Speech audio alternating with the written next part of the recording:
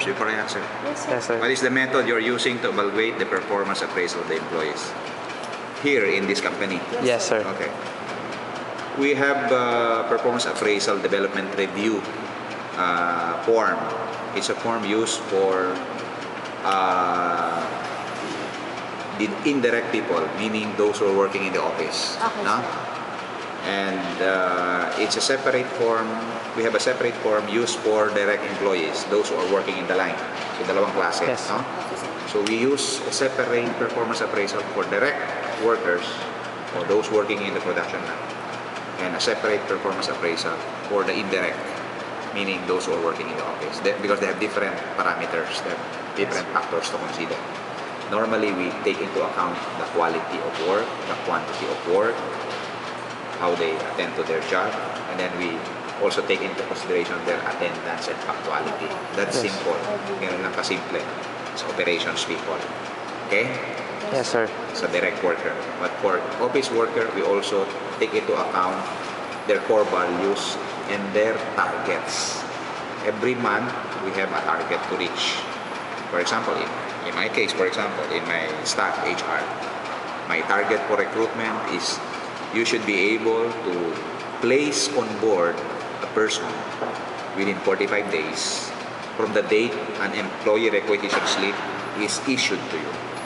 For example, you are from sales and purchasing. You will Yes. tell me, I'm the HR guy, sir, I need a marketing staff today. This is signed up to the president. This is the employee requisition slip. They will give it to me. Within 45 days, I have to make sure that I will be placing on board day 1, may kontrata na, may employment contract, na physical exam na siya, nakapag-psychological exam na interview na, nakapag-submit na ng requirements, pati NBI. Within 45 days. We call it recruitment cycle time. That is the target. Recruitment cycle time, Yes, sir. 45 days. If you cannot produce within 45 days, say, I exceeded 50 days, that means I did not meet my target. Oh. And therefore, my performance appraisal will go down. Go down. Therefore, my chance for promotion, my chance for salary increase will also go down. Ah, That is the target. Yes. And this is required for indirect workers. Yes, sir. For direct workers, yung mga production, may quota yan sila. They have a quota. yes, sir. For day shift employees, for example, they work from 7 to 7, overtime in 4 hours. No? You have to produce, for example, 1,000 pieces. If you produce only 800 pieces because of rework, no, mistakes, errors, then you did not meet your target. No? So may mga kanya-kanyang target. And this is set by the department managers.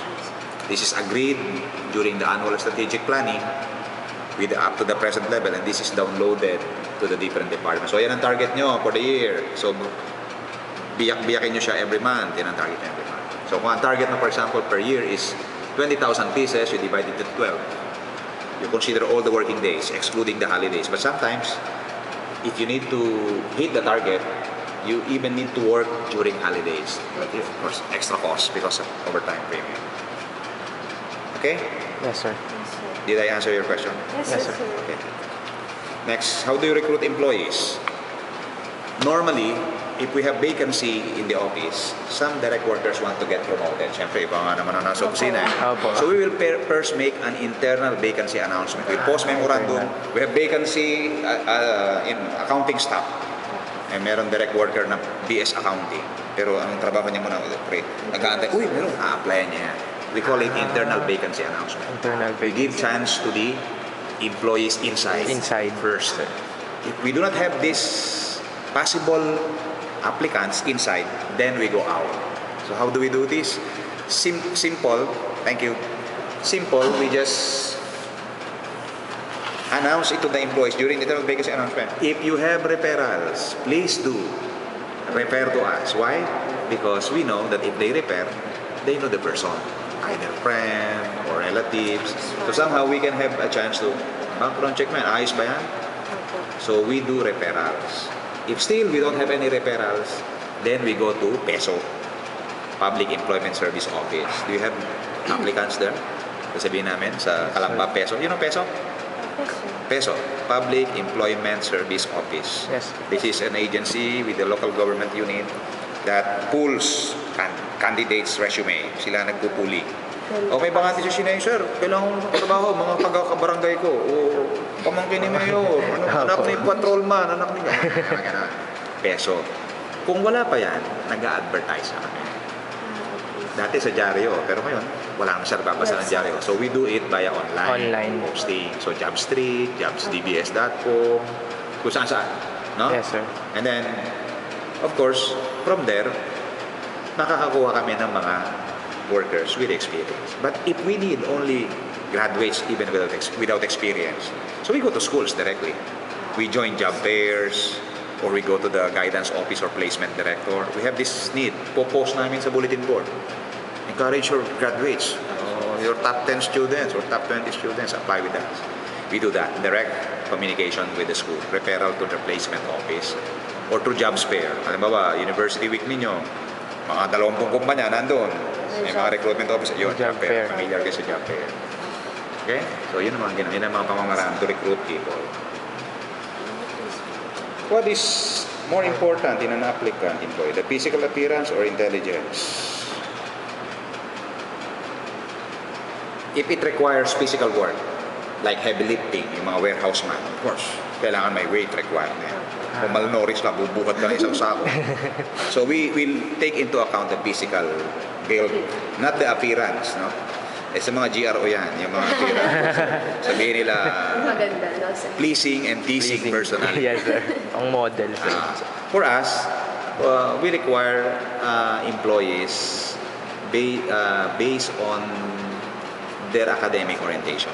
So if we need, for example, somebody in sales, kung wala pang experience, somebody who majored in sales and marketing, di ba? So based on the competence, not necessarily intelligence, but of course, pagka maraming mga pagsak, tinitingnan din namin ng di ba? Sometimes may mga reason. During the interview, then we can classify. If the students, applicants, come from UP at may bagsak ka, normal yun sa UP. Di ba? Yes. Sa perpetual, ewan ko kung normal sa inyo may bagsak mo, hindi. O, pero hindi naman po. Kung napakarami ng bagsak mo, then we will also consider that. Academic, scholastic performance counts. No? So, physical appearance, very negligible requirement. It's more on the competence, and we will determine through batteries of testing, psychological testing. Kung psychology major kayo, we have tests that we give. Aside from IQ, EQ, AQ, alam niyo? Yes, sir. Marami ng mga ganon. IQ, alam niyo? Opo, IQ. Intelligence quotient.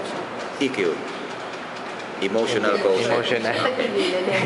AQ, ano po adversity quotient, meaning for managerial employees. So if you can withstand pressure, you can withstand stress, may test dyan. LQ, Lovers Quarrel. Joke na yun.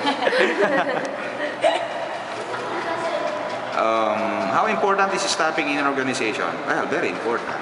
Of course, we have this what we call 7S in organizational development: strategy, staffing, structure. So pag wala yung isang S, hindi ka na makaka-operate. Especially human resource will be the one handling the machine, counting the money, selling the product. So if you don't have staffing pattern or staffing structure, how can you operate?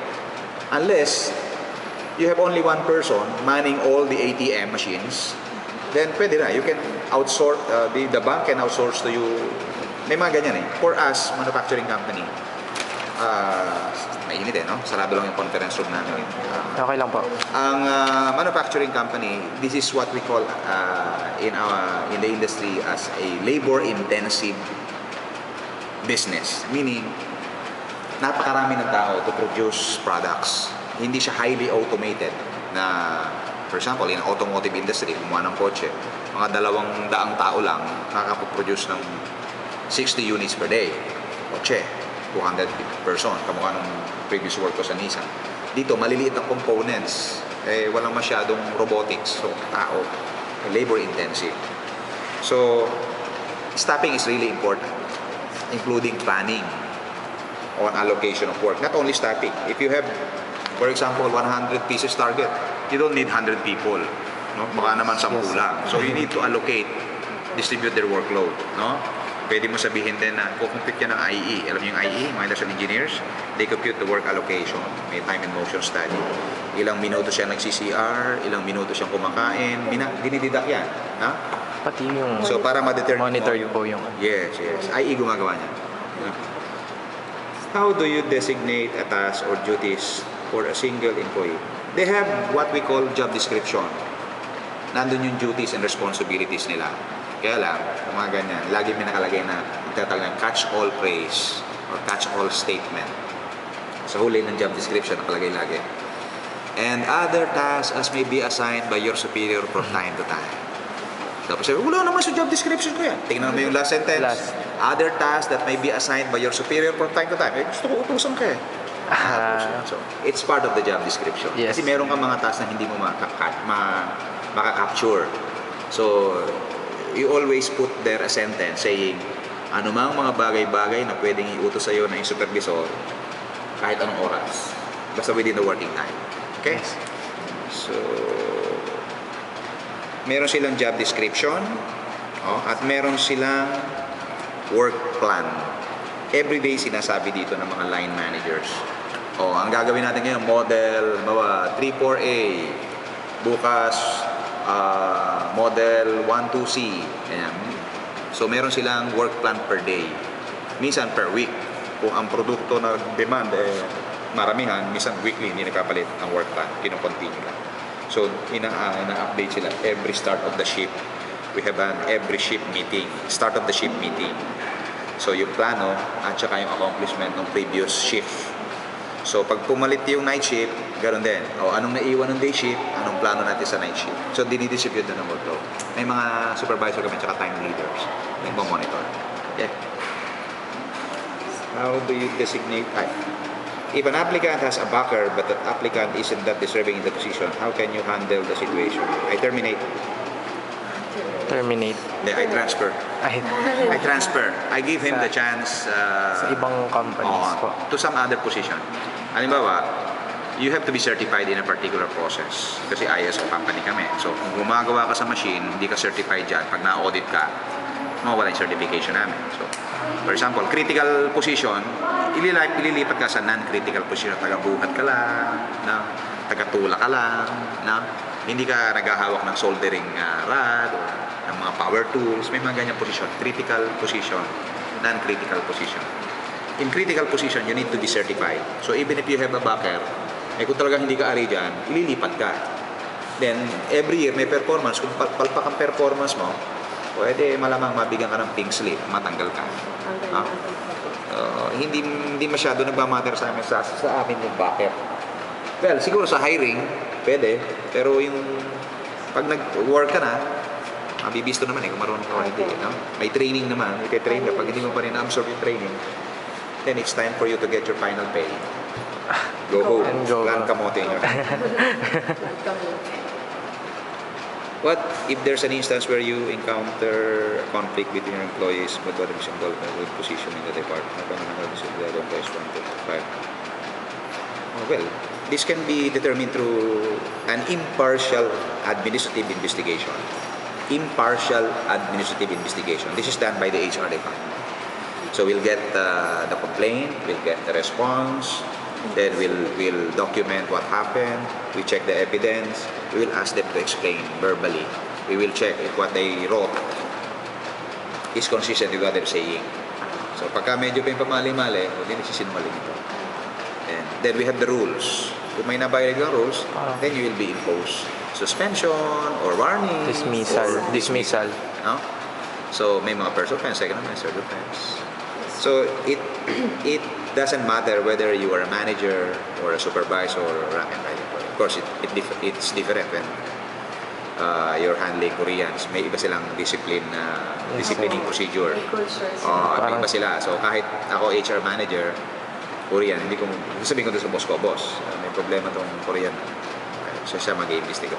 Hindi ko makasagot yung kanilang style. Kasi minsan gagawin niya sa kanila, ililipat lang sa Korea, babalik sa Korea, babalik sa Japan. Now, yes. They will not be disciplined, they will be transferred or relocated. They will go to Vietnam or will go to Japan or to other plants. No? Kasi kung may nakaaway dito, nirereklamo, so dadali niya sa immigration or sa Department of Labor, kasi kakaproblema kami. So, that Korean will be relocated to a new location. And we have plans in Vietnam, in Japan, in Korea. Sa pa ba? Ang dami. Japan, Korea, Vietnam. I think we have one in Malaysia. 7 plants kami. I'll give you, by the way, a profile para alam na galing kayo rito. So, I think you can use this. No? Thank you, sir. Nag-volunteer na ako even without you asking it. Thank you, sir. Anak ka ng pulis eh. Anak din ako ng pulis eh. Ayan, no? So, you can use this as reference for your academic use only. Thank you, sir. Pina-folder ko pa yan. Maraming salamat po. Malaking tulong po. Do you believe the job rotation is effective? Does it make the production improve? Of course. Why? Employees do not get bored. If you're doing insertion for the last 12 years, tagasaksa ka lang tagasaksa, nainip ka. So you have to do something. Di ba? Ikaw man, kung ang girlfriend mo for the last 12 years, yan pa rin ang tayo, magpalit ka. Just look. You need job rotation because this improve your motivation at work. You know, sometimes even engineers, even if they transfer from one function to another, we sometimes relocate them to Korea. Doon ka, 6 months ka ron. We call it temporary assignment. So that they will be more motivated. Siyempre, may extra allowance, extra culture, another culture, another language, another environment. When they come back, recharge sila. They perform better because of job rotation. We call it cross move. We make them cross move to Korea, cross move to Vietnam, or cross move from production to quality, or from quality to process engineering, from process engineering to logistics. So they learn a lot, and who knows, in some future time, pag nagkita na yung mga managers, they can be the manager themselves because they are exposed to the different processes of the company. Better for employee development, for professional development, for career advancement. Yan, very powerful tool yan ng mga HR manager. Dapat may job rotation. Kami ang nagmamanage. Of course, we do it in consultation with their line managers. So, ano ba to? Pwede ba itong ilipat dyan? Mahusay ba to? Minsan, pag sobrang husay, ano yung ilipat? Gusto nila sa kanila lang. Swapan ka naman. Let's do it for the benefit of the company, not only for the benefit of your department.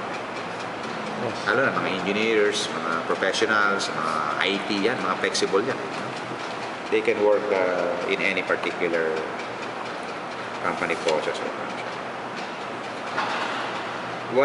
Which one is more advisable or applicable? Using internal sources or external sources? Saan ito? Sa hiring? Yes. Yes, sir.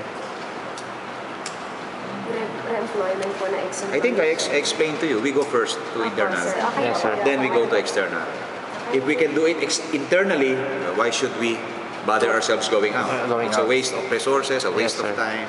So kung merong capable dito, na-motivate pa namin siya, umangat siya eh. Diba? Yes, sir. Naiba trabaho niya eh.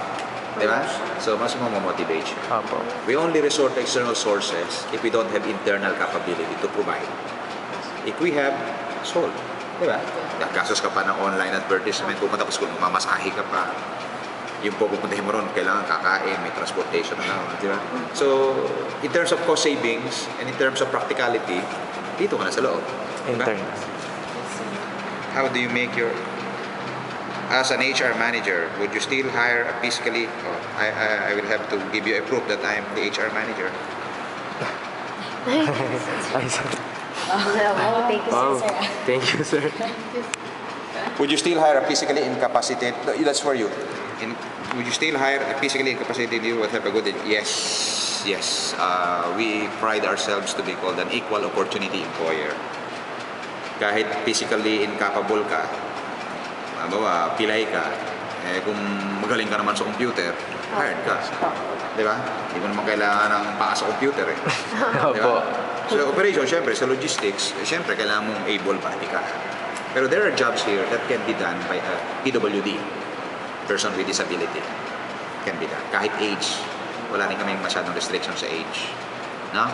So, mostly lahat ng mga member companies ng EICC, you search that. EICC, normally, equal opportunity employer yan. Samsung, because we are supplying Samsung. Samsung is member ng EICC. So, kami ay to supply Samsung, so we also should adhere to the EICC Code of Conduct. Yan, yung pagtanggap ng mga PWD, ng mga babae, yung mga may edad. So we don't have any particular reservation for employees with physical disabilities. Of course, pag may mental disabilities, ibang usapan yan. Diba? Mental na di ba? Saan ang punta niya? Sa Mandaluyong na yan. How do you make your office layout? Ang gumagawa ito, Industrial Engineering Department. So, syempre, yung when this was constructed, so we see to it that our needs are well addressed. So, for example, ang unang papasukin mo, normally, office area, no? At the back, yung production area. On the sides, near the road, yung alley, you have the warehouse so that they can easily deliver the materials. Ito ang delivery ng materials, doon naman ang out ng finished goods. Raw materials coming in here, process of the production, pack at the warehouse, go out of the plant for distribution. So, naka-layout talaga siya based on the needs. No? If we need to put up more machines for production, then nagkakaroon ng tinatag na re-layout. Pinag-aaralan yan.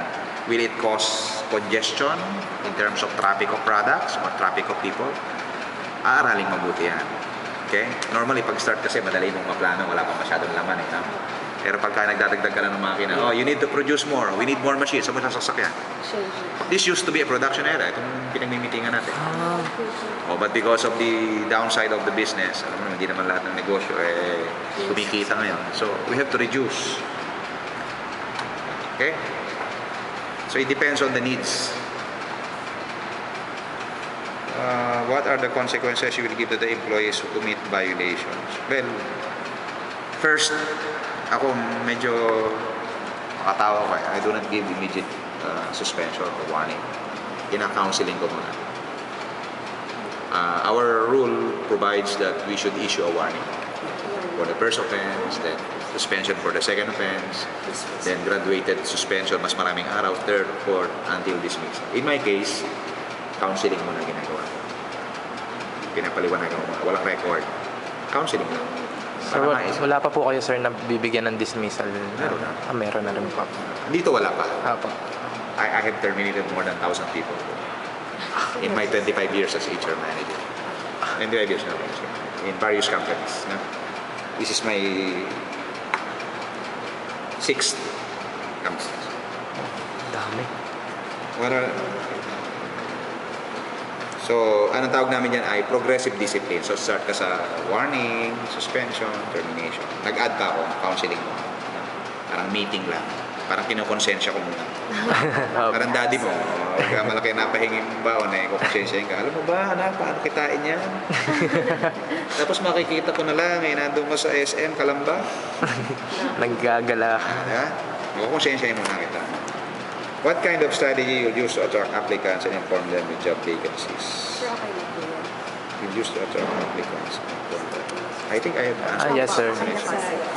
But you know, yung strategy, well, pinakamaganda yung, aside from job fair, maganda rin yung nag-a-accept kami ng mga plant visit. Pag may mga estudyante na kailangan mag-plant visit, kamukha nyo? Yes, sir. Interview, ina-accommodate namin. Because this will attract future applicants. Napaka-accommodating ng company na yun, hindi supply. Di ba kasi they consider this as interruption. Yes, sir. Kasi you are using my time, I'm being paid by the company, and I'm not doing anything productive for the company. I'm doing this for you. Di ba? But on the other hand, potential applicants man in the future. Hindi nakikita yun ng iba. Ang mga production people, mga engineers, hindi nakikita. Mga HR manager, nakikita yun. Kasi kami mag-hire. So when I go to perpetual help or job fair, for example, or to recruit some people directly, sabihin ko, may mga tao mga kayo nagpunta sa amin meantime in the past, na tinulungan namin, mabuti po sila. They will be more accommodating to us. So ito po yung aming director of graduates. Diba? So yung goodwill begets goodwill diba? So I think that's one strategy. Plant visit, interviews like this, aside from job fair. And well, doing corporate social responsibility